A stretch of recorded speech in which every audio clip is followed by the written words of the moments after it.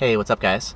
So for those of you who are running the ALP and the Bluetooth module, as you guys know, since you're using Bluetooth, the app in your phone is going to be really central to a lot of the core functionality. Like for example, when you get shot with laser and you're running Bluetooth, Pro Laser 3, ahead. You get the audio alert like that, and then you have to tap on the screen to manually JTK, right?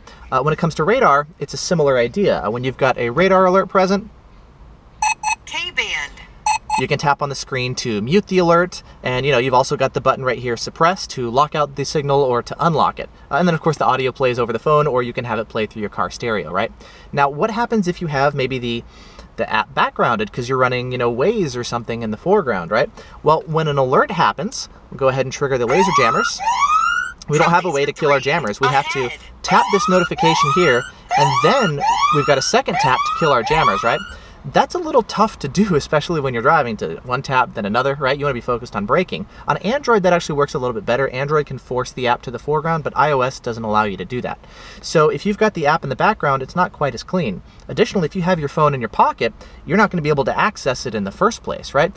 So it would be nice to actually have a dedicated button that would do things like maybe mute our radar detector or laser jammers, to lock out signals, to manually JTK, etc.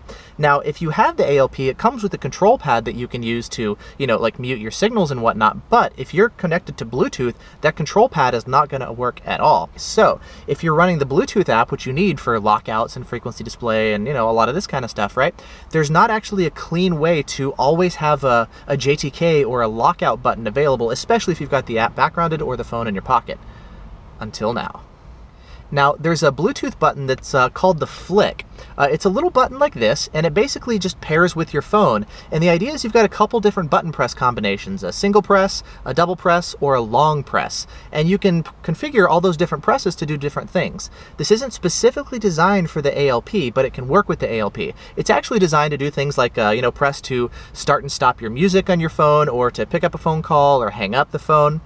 If you can't find your phone at home, for example, you can set it up where you press the button and it'll actually ring your phone to help you locate it, You could give one of these maybe to like one of your kids, and if they're ever in trouble, they can just press the button and it'll text you with their location and a message as far as, hey, come help me out, pick me up, things like that. And that way you'll know exactly where they are. It's pretty handy. Now, if your phone is also connected to other devices, like let's say you've got, those wireless lights that can turn on and off with your phone, you can set this guy up to actually trigger your lights at home and turn your lights on and off with this button. Now, that ability to integrate with other devices is also something that the ALP can do. You can set this guy up to interact with your ALP as well, and let's actually go ahead and take a look at how that works. Now, the way the Flic integration works with the ALP app, I'm actually running a beta version of the ALP Connect app, and you can see I've got a button right here for Flic. I'll go ahead and tap that, and it's going to launch the Flic app for me. Now, this is designed where you can have multiple different Flics selected. So maybe you've got one to control your ALP, another one to, handle phone calls in the car, maybe another one's at home to control your lights and whatnot. We're going to choose the one here that we want for our ALP, and then we'll hit done, and it's going to drop us back to the ALP app. Now, currently there's no ability to configure what the different button presses are. Right now, it just kind of has everything built in, and let's take a look at how that works. Now, when you're running the app itself, and if there's no signals present, what happens is when you press this button, it's going to switch different modes. You can see right here it says PDC for parking mode. We can mute the system entirely, or we can just resume normal operation, right? Now, what happens when you get shot with laser? Well, you can actually press this button and manually JTK. Let's go ahead and do that real quick. Pro Laser 3, ahead. As you can see, when we get shot with laser, it switches from blue, which is jamming mode, to yellow, which is detection only, and you'll see that up here as well. It'll switch from defense to detection. Let's go ahead and do that one more time real quick so you can see. Pro Laser 3, ahead.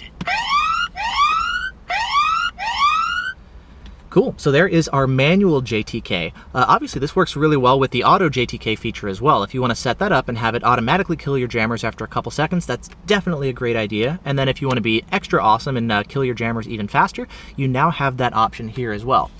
Now the radar side is pretty similar. When you get a radar signal, go ahead and trigger it. K-band. You can press the button right here to mute, and if you want, you also have the ability to unmute. Just give it 2 slow presses, and you'll see that'll go ahead and unmute the signal for us. If we want to lock out the signal, that's going to be 2 rapid presses, double press basically. K-band. There we go. And that's going to lock out the signal. If we want to unlock it, a quick double press, and that will unlock it for us. So pretty handy. Now, if we want to turn our system on and off entirely, that's going to be a long press of the Flic button. There we go. And now our system is completely deactivated and turned off. If we want to turn it back on, we're going to do a second long press. There we go. And it's going to go ahead and reconnect for us. And so as you can see, with this little remote button, it's pretty handy. We have the ability to manually JTK, we can mute our radar signals, we can lock out K-band signals, we can turn our system on and off, etc. So a pretty handy little device. So for those of you guys who are running the Bluetooth module and you don't want to be reliant on the phone to mute signals or lock them out or anything, this looks like it's a pretty cool option. Again, this is a beta version of the app currently, but this functionality should be coming to the public version, of course, and this is just a quick preview of it. Now, as far as this Flic button, they make it in a couple different colors, so you can choose the color that you want. You can buy one, or you can buy a pack of multiple and whatnot, and I'll put links down in the video description to where you can pick them up. But this looks like it's a pretty handy device. It's a little bit less than an inch in diameter, and it's got kind of this sticky backing on the back that you can peel off and just kind of stick it wherever you want, you know? So looks like a pretty cool little device. Now, a quick note, it's actually not always going to work. The reason I say that is the Flic app right there has to be running in the background. If you reboot your phone, for example, the Flic app is not going to automatically launch, and so this button is not going to work. So something to keep in mind if you're really reliant on this guy to be a dedicated JTK button, you know?